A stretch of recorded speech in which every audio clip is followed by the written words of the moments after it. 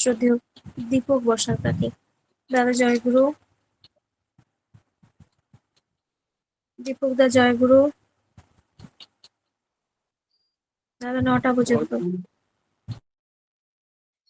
পরম প্রেমময় শ্রী শ্রী ঠাকুরের চরণে প্রণাম। পরম আরাধ্যা জগৎজননী শ্রী শ্রী বড়মার চরণে প্রণাম। পরম পূজ্যপাদ শ্রী শ্রী বর্দার চরণে প্রণাম। পরম পূজ্যপাদ শ্রী শ্রী আচার্য দেবের চরণে প্রণাম। গুরুকুলের উত্তরসূরির এবং পূর্বসূরির প্রত্যেকের চরণে প্রণাম। উপস্থিত পাঞ্জাধারী কর্মীবৃন্দ, আর আমার সর্বোপরি এই লিঙ্কটা যার অনেকেই আছেন, কিন্তু তবুও একজন তো মুখ্য থাকে। তাই আমার এই শর্মিষ্ঠা মা, যার এই অক্লান্ত প্রচেষ্টা এবং তিনি যাদেরকে নিয়ে এই আমাদের দুবেলা অনলাইন সৎসঙ্গটা চালিয়ে নিচ্ছেন, এবং তার জন্য কত পরিবারই না মঙ্গলের কোলে পৌঁছাচ্ছে, তার জন্য কৃতজ্ঞতা না জানিয়ে পারছি না। বাড়তি কৃতজ্ঞতা জানাচ্ছি যারা এই উপস্থিত থেকে আমাদের এই অনলাইন সৎসঙ্গটাকে সমৃদ্ধ করে তুলেছেন। তাদের প্রত্যেকের চরণে আমি বয়োজ্যেষ্ঠদের প্রণাম, ভাই বোনদের ভালোবাসা এবং ছোট ছোট বালক বালিকাদের আমার অন্তরের স্নেহ জ্ঞাপন করছি। আমি জঙ্গলি মানুষ, তো আমি জঙ্গলি দিয়েই শুরু করি। আমাদের অঞ্চলে হাতিকে পোষ মানায়। হাতিকে পোষ মানার মধ্যে যে পোষ মানা হাতিগুলি থাকে, সেই হাতিগুলিকে একটা কলা গাছের চতুর্দিকে কলা গাছের বাগান বানিয়ে একটা দরজা রাখে। তো যে বুনো হাতিগুলি, সেই হাতিগুলি ওই কলা গাছ, হাতির তো লবণ, গুড়, কলা পাতা খুব পছন্দ করেন, প্রিয় খাদ্য। ওই ঘরের মধ্যে গুড়, কলা আর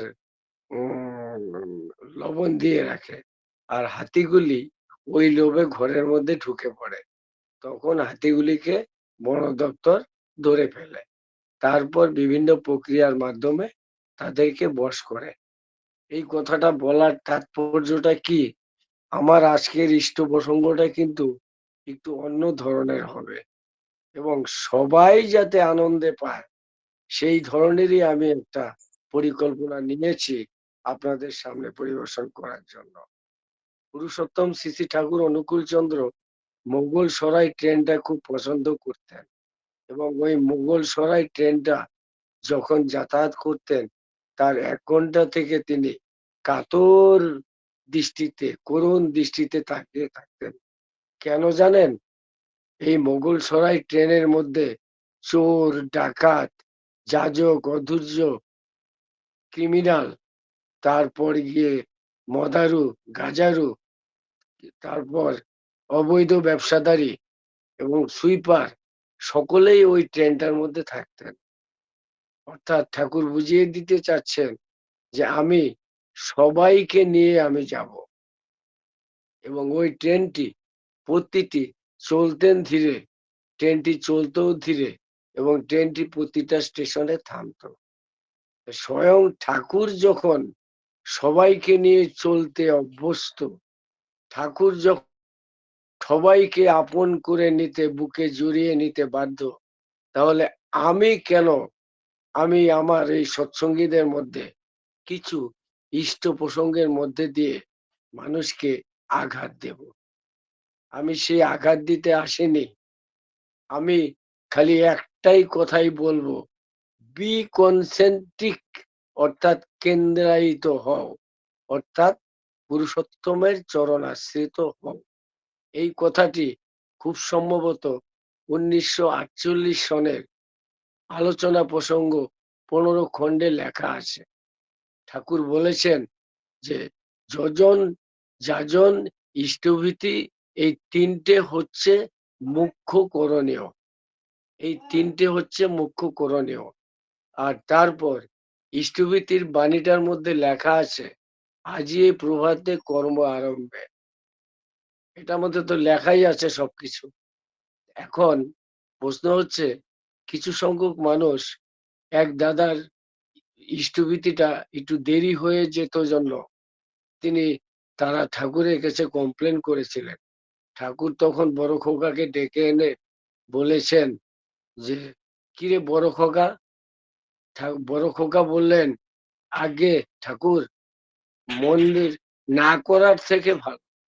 অর্থাৎ ইষ্টভীতিটা যদি কেউ ৯টার সময়ও করে, তাও ইষ্টভীতি না করার থেকে করাটা ভালো। এতটা কনসিডার করেছেন ঠাকুর। অনুলোম প্রতিলোম এই বিবাহ সম্পর্কিত ব্যাপারে বিভিন্ন ধরনের বাণী দিয়েছেন, কিন্তু বাণী দিলেও তিনি এটাও বলেছেন যে সুনীতি বা সুনিয়ম কাউকে বাধ্য করে না। যারা পালন করে তারা মঙ্গলের অধিকারী হয়েই হয়। আমি দেখেছি যে বহু অনুলোম পরিবার সৎসঙ্গ জগতের পিলার হয়ে দাঁড়িয়েছে। আমি দেখেছি বহু ঋত্বিকের পরিবার সকাল ৯টার সময় আমরা উপযোজনা কেন্দ্রতে ইষ্টভীতি দিতে যাই, গেটে তালা দেওয়া, অনেক কষ্ট করে তালা খুলে তারপর আমরা ঘরে গিয়ে দেখি নাক ডেকে ঘুমাচ্ছে। ওই সময় আমাদের ইষ্টভীতি দিতে হয় উপযোজনা কেন্দ্র থেকে। তাহলে আমাদের ঠাকুর, আমি আর একটা ঘটনা বলছি। একটা গরু অ্যাক্সিডেন্ট হয়েছিল। এই গরুটাকে আমি সুস্থ করার জন্য অক্লান্ত পরিশ্রম করে কোনো ভালো মানুষ আমি পাইনি, কিন্তু যখন দেখা গেল এক মদের ভাটে থেকে ৮-১০ জন লোক বেরিয়ে এসেছে, ওখানে অনুলোম ছিল, প্রতিলোম ছিল, ঋত্বিকের ছেলেও ছিল, কিন্তু প্রত্যেকেই মদ খেয়ে টলতে টলতে আসছিল। তখন আমি ওদেরকে বলেছিলাম, ভাই, গরুটা আমি ওই পাকা রাস্তার থেকে কাঁচা রাস্তার মধ্যে আনবো, আমাকে সহযোগিতা করবেন? দেখেন, ভালো মানুষগুলি কিন্তু একটাও সহযোগিতা করেনি, কিন্তু এই মদার লোকগুলি কিন্তু আমার একটা কথার মধ্যে দিয়ে গরুটিকে সরিয়ে দিয়ে তাকে চিকিৎসা করার ব্যবস্থা করে দিল। এবং শেষ পর্যন্ত দুগ্ধ শিল্প প্রতিষ্ঠানের উদ্বোধনী দিন মন্ত্রী এসেছিল। মন্ত্রী এসে বলেছিল, যারা এই গরুটিকে এই হসপিটালে দিয়ে এনেছে তাদেরকে নিয়ে এসো, তাদের সঙ্গে এই গরুটির ফটো তুলবো। তাহলে দেখুন, পুরুষোত্তম শ্রী শ্রী ঠাকুর অনুকূল চন্দ্র এই গরুটিকে, এই মদারু গুলিকে দিয়ে আমার গরুটিকে সুস্থ করে দিল। আজকে আমি ১২বিশা যাচ্ছিলাম মন্দিরের দিকে, ওখানে বটতলাতে একটা ফরেস্ট অফিস ছিল। ওই ফরেস্ট অফিসে আমি কাঠ দেখতে গিয়েছিলাম নিলামের জন্য। নিলামের ৭ দিন আগে নিলামের লিস্ট বেরোয়, এবং সেই কাঠ দেখতে গিয়েছিলাম। আমি দেখি বাসের থেকে যে একটা ছেলে অ্যাক্সিডেন্ট হয়ে পড়েছে, পড়ে আছে, এবং হাতটা এরকম ঢাকা। আমি চিনতাম না কে ব্যক্তিটি। আর চতুর্দিকে নাকে মুখে কাপড় দিয়ে যে সমস্ত মানুষরা দাঁড়িয়েছিল, তারা ভয়ে এই অ্যাক্সিডেন্টের ওখানে আসেনি। কারণ যেই স্পর্শ করবে সে যদি ধরা পড়ে যায় তার জন্য। তখন দেখা গেল একটা শুয়োরের মাংস খেয়ে, হারিয়া খেয়ে এসেছে একটা মদারু লোক। এই मदरू लोग আমাকে বলছে, दादा आपको क्या करना पड़ेगा, मैं अभी इसी वक्त सब कुछ करने के लिए मंजूर है। आप बोलो, बोल आप बोलो क्या करना पड़ेगा। আমি তখন বাংলায় বললাম, উনি বাংলা জানেন, যে আপনি খালি একটা বাসকে দাঁড় করিয়ে দেন। দেখুন, ওই ট্রাইবেল লোকটি যখন বাসটা দাঁড় করিয়ে দেওয়ার জন্য প্রচেষ্টা আসলো, তখন সমস্ত মানুষ রাস্তা ভিড় করে ব্যারিকেড করে ফেললো। আমি এই রুগীটিকে আলিপুরদুয়ার হসপিটালে নিয়ে আসলাম। যখন আমি হাতটা উঠালাম, তখন দেখলাম যে আমার পাড়ার ১০০ মিটার দূরও নয়, আমার পাড়ার একটা চায়ের দোকানের ছেলে সাইকেল নিয়ে ওদিকে যাচ্ছিল। ছেলেটি এখন সুস্থ। এই কথাগুলি বলার উদ্দেশ্য হচ্ছে যে আমরা সৎসঙ্গের মধ্যে, আমরা যখন স্কুলে ভর্তি হই, আমরা কিন্তু 1 এ ভর্তি হই। ওয়ানে ভর্তি হলে আমরা সরলে ওই ব্যঞ্জন বর্ণ স্বরবর্ণ দিয়ে আরম্ভ করি। যখন আমি স্বরবর্ণ আর ব্যঞ্জন বর্ণ দিয়ে শুরু করি, তখন যদি আমাকে অনুলোম প্রতিলোম বলা হয়, তখন যদি আমাকে স্বস্তিনীর কথা বলা হয়, তাহলে কি আমি রাজি হব? আমার ছেলের, আমার মা বা আমার বাবা, সে কি রাজি হবে? আর আগে ওয়ান, তারপরে টু, তারপরে থ্রি, তারপরে ফোর, লাস্টে পিএইচডি, ডাক্তার, ইঞ্জিনিয়ার। ঠাকুর তো বাণী দিয়েছেন, এটা সত্য। সুস্থ এনি মারে না, উন্নতিতে চড়ে না। ঠাকুর তো বলেছেন মেয়ের বিয়ে উচ্চ ঘরে, উন্নতিতে সমাজ বাড়ে। কিন্তু ভুলবশত যদি কোনো মেয়ে অজানাচিত ভাবে একটি বিয়ে করে ফেলে, তাকেও তো ঠাকুর ছাড়েননি। তাকেও তো ঠাকুর বিধান দিয়েছেন যে অবৈধ বিবাহ হলেও কি করলে সে মুক্তি পেতে পারে, তার বিধান কিন্তু নারীর নীতি গ্রন্থের মধ্যে আপনারা পাবেন। ঠাকুরের একটাই কথা, যে তার চরণাশ্রিত হওয়া। আগে তার বাউন্ডারির মধ্যে আসবে, তার বাউন্ডারির মধ্যে এসে শুধু ইষ্টভীতিটা করবে, শুধু ইষ্টভীতিটা করবে। ইষ্টভীতি করতে যদি দেরিও হয়, তাও ইষ্টভীতিটা করবে। ইষ্টভীতি করতে করতে করতে করতে যখন সেটা অভ্যস্ত সংস্কারের মধ্যে আসবে, তখন তার মনটা একটু ভালো লাগবে। আমি তো ইষ্টভীতি করে আমার তো খুব ভালো লাগছে, আমার তো দিনটা ভালো যাচ্ছে। আচ্ছা, আমার এই ইষ্টভীতির গল্পটা আমি দু চারজন বন্ধুর কাছে বলি। এটা যোজনটা তো আগেই হয়ে গিয়েছে, বলি। বলতে বলতে বলতে বলতে দেখা গেল যে তারাও একটু আনন্দে, তাদের মধ্যে দু একজন হয়তো বলেও ফেললো, ভাই তুই যখন ইষ্টভীতি নিয়ে ইষ্টভীতি করে ভালো আছিস, তাহলে ইষ্টভীতি কি করলে করতে হয়? তখন আমাকে বাণীটা বলতে হবে, যে ঠাকুর তো একটা বাণী বলেছেন, সদ্গুরু শরণাপন্ন হও, সৎনাম মনন করো, সৎসঙ্গের আশ্রয় গ্রহণ করো। আমি নিশ্চয় বলছি, তোমাকে আর তোমার উন্নয়নের জন্য ভাবতে হবে না। কয় সত্যিই তাই? তাহলে আমি দীক্ষা নেব। এই দেখুন, দীক্ষার কথা আমি বলিনি, আমাকে জিজ্ঞাসা করেছে। ঠাকুর এটা চাইছে। ঠাকুর দুই ঋত্বিক দাদাকে দীক্ষার কথা বলেছিল, তখন এই ঋত্বিক দাদা ওই ওরা যে ব্যাগ নিয়ে যাচ্ছিল ক্লান্ত হয়ে, সেটার দিয়ে নজর নাই। এই দীক্ষাটা নিয়ে নে, দীক্ষাটা নিয়ে নে। কিন্তু ওই দাদা ঘাম অবস্থায়, ক্ষুধার্ত অবস্থায় যখন ঠাকুরকে প্রণাম করতে গেল, ঠাকুর আসতে বললেন, এই ওনাদের ব্যাগ দুটো রাখতো, আর ওনাদের আনন্দবাজারের প্রসাদটা খাওয়ায় আনতো। ঠাকুর কিন্তু দীক্ষার কথা বলেননি। ঠাকুর বললেন ব্যাগ দুটো সরিয়ে দিতে, যথাযোগ্য জায়গায় রাখতে, এবং যথাস্থানে ওদের থাকার ব্যবস্থা করে দিতে, আনন্দবাজারের ব্যবস্থা করে দিতে। আর পরম পূজ্যপাদ শ্রী আচার্যদেব বলছেন সেবা দিতে। ঠাকুর সেবা দিলেন, নিজেরাই দীক্ষা প্রার্থী হয়ে গেল। কিন্তু আমরা সত্যি, আমার খুব খারাপ লাগে, এটা নিন্দার চোখে আপনারা ধরবেন না। আপনারা শুধু ঠাকুরের দীক্ষাটা খালি নিন। আমার একটাই কথা, খালি দীক্ষাটা নিন। দীক্ষাটা নিয়ে চতুর্দিকে নিজের একটা চারা গাছ যখন লাগায়, চারা গাছ লাগালে পরে গাছটা অন্তত 7-8 পর্যন্ত গরু ছাগলে খেয়ে ফেলতে পারে। তাই আমি মদ খাই, গাঁজা খাই, ভাং খাই, অনুলোম প্রতিলোম যাই করি না কেন, আমি আগে দীক্ষাটা তো নেই। দীক্ষাটা নিলে পরে কি হয় জানেন? আমার চতুর্দিকে একটা বেড়া দেয় বাড়ির মালিক। ঠাকুর একটা বেড়া দিয়ে দেয়। এই বেড়া দেওয়ার জন্য আমরা কিন্তু সুরক্ষিত হয়ে যাই।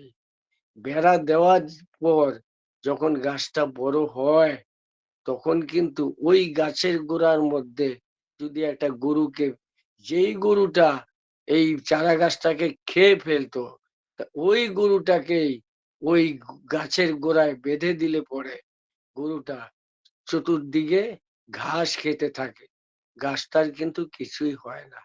আর ওই গাছটা যখন বড় হয়, তখন সে নিজের খাদ্য নিজে তো তৈরি করেই সালোক সংশ্লেষের মাধ্যমে, তার ক্লোরোফিলের মাধ্যমে নিজে খাদ্য জোগাড় করে আমাদেরকে খাদ্য পরিবেশন করেন মিডিয়ার মাধ্যমে। গাছ তো গমন করতে পারেন না, গাছের চলন হয়। চলন আর গমনের মধ্যে পার্থক্য আছে। গমন হচ্ছে স্থান পরিবর্তন, চলন হচ্ছে এক জায়গায় বসে, যেমন আমি শরীরটাকে নড়াচ্ছি, এটা হচ্ছে চলন। আর আমি যখন ইষ্ট প্রসঙ্গ করে রান্না করে খেতে যাব, ওটাকে বলে গমন। তাই আমাদের মানুষের গমন করতে হয়, আর উদ্ভিদের চলন আছে। তাই শ্রী শ্রী ঠাকুর অনুকূল চন্দ্র দেখিয়ে দিয়েছেন যে প্রতিটা মানুষ, কারণ শ্রীকৃষ্ণ, বুদ্ধদেব, চৈতন্য মহাপ্রভু, রামকৃষ্ণ মহাপ্রভু, ওনারা তো সময় উপযোগী অনেক কিছু বলে গিয়েছেন, কিন্তু পুরুষোত্তম শ্রী শ্রী ঠাকুর অনুকূল চন্দ্র তো একমাত্র সম্বল বিনা অস্ত্র প্রেম দিয়ে এই পাপী মানুষকে পবিত্র মানুষে পরিণত করার প্রচেষ্টায় এসেছেন। আর পাপী মানুষ কারাই? হসপিটালে আমার অর্ঘ ভাই হসপিটালে চাকরি করে। অর্ঘ ভাই ইষ্ট প্রসঙ্গটা করলে ভালো হতো। হসপিটালে কোনোদিন সুস্থ মানুষ যায় না। আর আমরা কি করছি?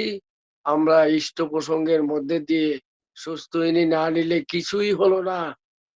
অনুলোম বিয়ে করলে, অতিলোম বিয়ে করলে ঠাকুরের জগতে স্থান নাই, আমরা বলে ফেলছি। কিন্তু আমার দৃষ্টান্ত আছে। প্রতিলোম জাত এক পরিবার আছে, তিনি যে ইষ্ট প্রসঙ্গ করবেন, আপনারা যারা অনুলোম বিয়ে বিবাহ করেছেন তার চেয়ে 100 গুণ ভালো ইষ্ট প্রসঙ্গ করে দেবেন। এবং তার পরিবারের একজন বিডিও, আর একজন শিক্ষিকা, তার পুত্র বিডিও, তার পুত্র বধূ শিক্ষিকা। তিনি অজস্র টাকা ঠাকুরকে দিয়ে দেন, যে কোনো মন্দিরে তিনি টাকা বিলিয়ে দেন। এবং তার যে কণ্ঠস্বর, আমরা আমরা মুগ্ধ হয়ে যাই তার কণ্ঠস্বর। আমি যদি বলি, এখন একটা প্রশ্ন করি, যে চলার সাথী গ্রন্থের মধ্যে প্রথম বাণীটার মধ্যেই লেখা আছে যে তুমি জগতে প্লাবনের মতো ছুটিয়া পড়, সেবা উদ্যম জীবন যশ ও গৌরবের সহিত। তারপরে আছে, নারী যদি চাই ছুটুক সে মঙ্গল শঙ্করের রাধে, সব প্রাণ মুখরিত করে তোমার দিকে, কিন্তু চেয়েও না তুমি তা।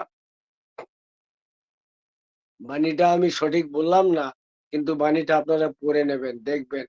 আচ্ছা, আমি তো দেখেছি যে অনুলোম বিবাহ হয়েছে, বিধিমাফিক সবর্ণ ভিন্ন গোত্র বিবাহ হয়েছে, তার বাড়িতে জল খেতেও ঘৃণা লাগে।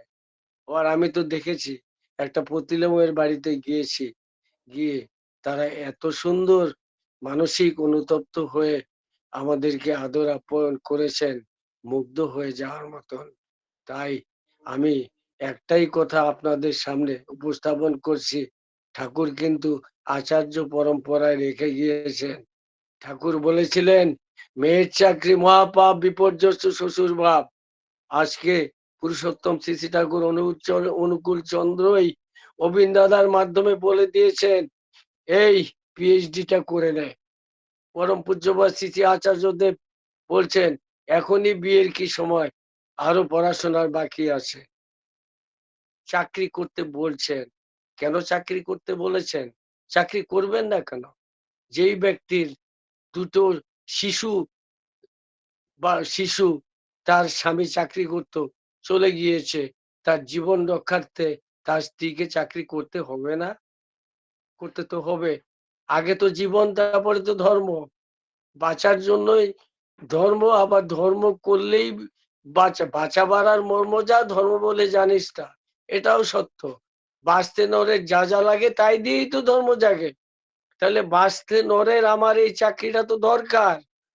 এই ক্ষেত্রে কি আচার্যদেব তো আশীর্বাদ করেছেন, চাকরিটা করতে হবে, সংসারটা করতে হবে, সংসারটা চালাতে হবে, আমাকে বেঁচে থাকতে হবে। আমাকে মৃত্যুর আগে মরবো না তো আমি। আমাকে জীবনটাকে সুরক্ষা করতে হবে, পরিবারকে দেখতে হবে, পারিপার্শ্বিককে দেখতে হবে। পারিপার্শ্বিককে যদি দেখতেই হয়, তাহলে আমাকে তো অর্থ উপার্জন করতেই হবে। কিন্তু ঠাকুর একটা কথা বলেছেন যে, "যা করবি ইষ্ট স্বার্থ প্রতিষ্ঠাকে বলি দিয়ে করবি না।" ইষ্ট স্বার্থে যদি আনলে ব্যাঘাত, তাহলে সেইটা ত্যাগ করতে বলেছেন। এই কথাটা রামকৃষ্ণ মহাপ্রভু বলেছিলেন। কামিনী কাঞ্চন থেকে তফাৎ, তফাৎ, তফাৎ। কিন্তু পুরুষোত্তম শ্রী শ্রী ঠাকুর অনুকূলচন্দ্র বলেছেন, কামিনী কাঞ্চন নয়কো দোষের, ইষ্ট স্বার্থে যদি হয়, ইষ্ট স্বার্থে আনলে ব্যাঘাত, ত্যাগী কি তার উচিত নয়? তাহলে মেয়েদেরকে চাকরি করতে বলেছেন, মেয়েদের যে অর্থটা ইষ্ট কাজে ব্যয় করতে বলেছেন, অনিষ্ট কাজে ব্যয় করতে না বলেছেন। তাহলে আমি যদি প্রতিলোম বিবাহ করে আমার সমস্ত অর্থ আমি ইষ্ট কাজে ব্যয় করি, প্রতিবেশীর জন্য আমি রুখে দাঁড়াই, পারিপার্শ্বিকের সহযোগিতায় আমার জীবনটা দিয়ে দেই, তাহলে ওই প্রতিলোম বিয়ে করা মেয়েটির দ্বারা বহু অনুলোম পরিবার উপকৃত হলো না? এটা তো হলো। তাই ধর্মটাকে প্রকৃতপক্ষে বুঝতে হবে। ধর্মের গোঁড়ামি ভালো না। ঠাকুর গোঁড়ামি পছন্দ করেন না। তারপরে আমি অনেক সময় দেখি যে অনেক দাদারা এই ডিপি ওয়ার্ক করতে যায়। কেউ উম মুখের মধ্যে আঁচলটা দিয়ে দেয় এরকম করে। তার মানে তুচ্ছ করছে। রান্নাঘর থেকে যে মাছের গন্ধ বেরোচ্ছে, আচ্ছা, আমি যদি তুচ্ছই করি তাহলে ওই মানুষটাকে আপন করব কিভাবে? আপনারাই বলুন তো। আপনারাই জবাব দিন যে ঠাকুর বলেছেন মানুষ আপন টাকা পর যত পারিস মানুষ ধর। এই ক্ষেত্রে তিনি মদারু, গাঁজারু, চোর, ডাকাত এ সমস্ত তো উল্লেখ করেননি। তিনি বলেছেন মানুষ। একটা চোর সেও তো মানুষ। একটা চোর সেও তো তার দৃষ্টান্ত দিয়ে মঙ্গল করছেন। কারণ একটা চোর যখন চুরি করে তার সাজাটা যখন পায় তখন বহু মানুষ দেখে, দেখে মনে অনুতপ্ত হয়, হ্যাঁ, চুরি তো আর করব না, চুরি করলে তো এইরকম পরিণতি হবে। তাহলে এই চোরটাও তো মঙ্গল করে দিল। একটা ছেলে ফেল করেছে, ১ নাম্বারের জন্য ফেল করেছে।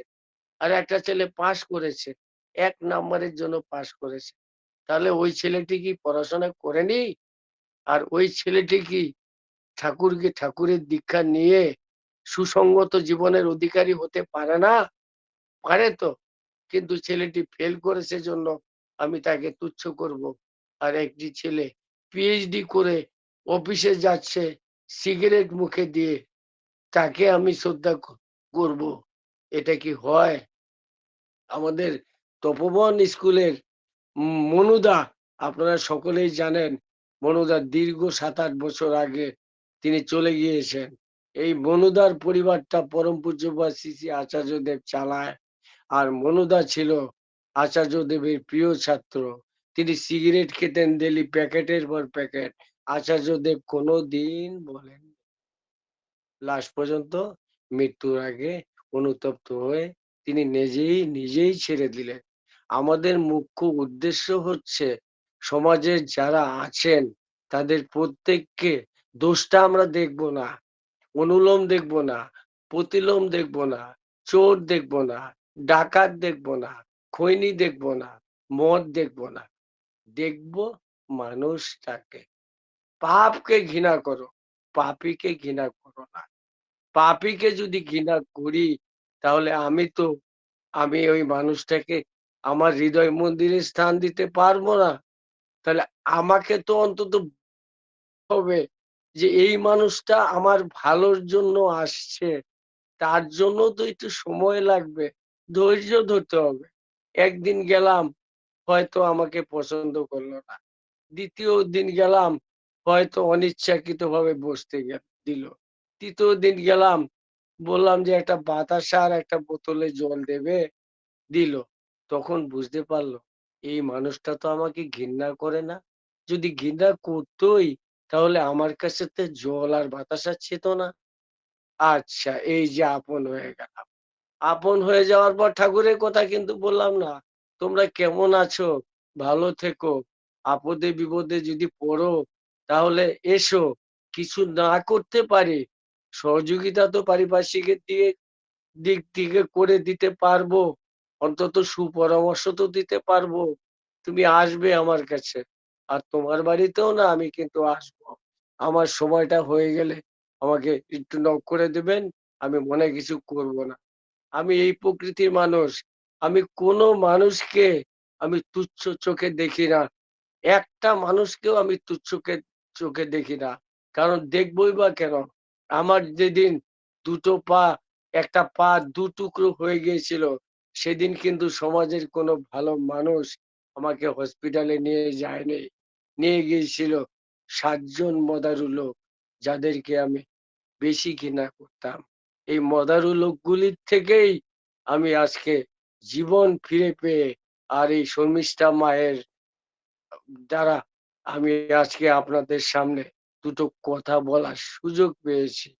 যদি শর্মিষ্ঠা মা আমার পূর্ব চরিত্র দেখে আমাকে ঘৃণার চোখে দেখতো, তাহলে আমাকে এই মর্মস্পর্শী, হৃদয়স্পর্শী কথার মধ্যে দিয়ে আমাকে ডাকতেন না, আমাকে তুচ্ছই করতেন। তাই এই নাম দেন স্বস্তির যজ্ঞ, আমরা সবাই এই যজ্ঞে আপনারা সবাই যুক্ত হবেন। কিছু না পরিবেশন করলেও শুনবেন, শুনলে পরে ভালো লাগবে। আপনারা সন্তানদের বকাবকি করবেন না। ভুল করে যদি বাড়িতে শিকার করে মারবেন না।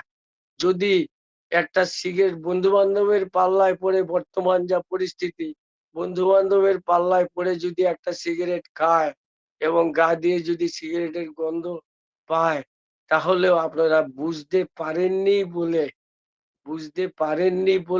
চেপে যাবেন। পরবর্তীতে ২ দিন পরে জিজ্ঞাসা করবেন, কিরে বাবু, তোর ওদিন মুখ দিয়ে সিগারেটের গন্ধ বেরিয়েছিল, তুই কি সিগারেট খেয়েছিলি নাকি রে?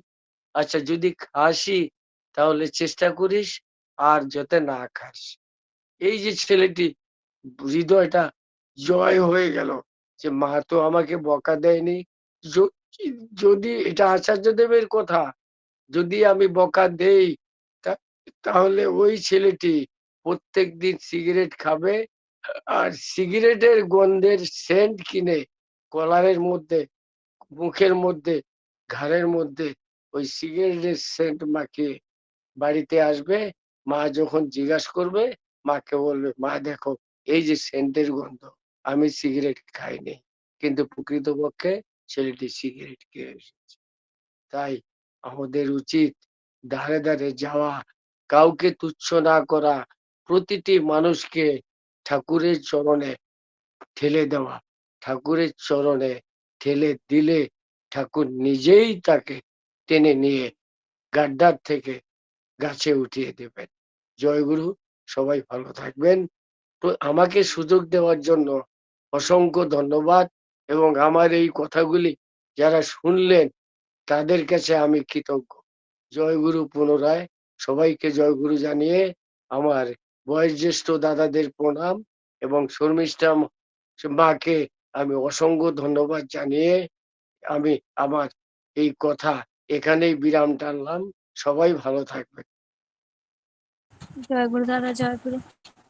আজকে কি সুন্দর যে আলোচনা করলেন। আশা করি যারা শোনেননি তারা বুঝতে পারবেন না, যারা শুনেছেন প্রত্যেকের অন্তর ছুঁয়ে গেছে। আমি জানি না আপনি দস্যু রত্নাকর ছিলেন নাকি, তাও আমি জানি না, কিন্তু আমি আমার বাল্মীকিকে দেখতে পেয়েছি। খুব সুন্দর করে আলোচনা করলেন যে শ্রী ঠাকুর সবাইকে নিয়ে চলতে ভালোবাসতেন, কিভাবে সবাইকে নিয়ে চলতে হয় তাও সুন্দর করে আলোচনা করলেন। আগে তার চরণে আশ্রয় নিতে হবে। তিনি প্রেমের ঠাকুর, সবাইকে নিয়ে কি করে, সবাইকে তিনি ভালোবাসতেন। এবং ধর্ম মানে শুধু বাঁচা এবং বাড়া। তিনি একটা মানুষের জন্য একটা সাম্রাজ্য ত্যাগ করতে পারতেন। পাপকে ঘৃণা করতে হয়, পাপীকে নয়। এত সুন্দর করে আলোচনা করার জন্য আপনাকে অসংখ্য ধন্যবাদ। আমাদের প্রত্যেকের অন্তর ছুঁয়ে গেছে আপনার এই আলোচনায়।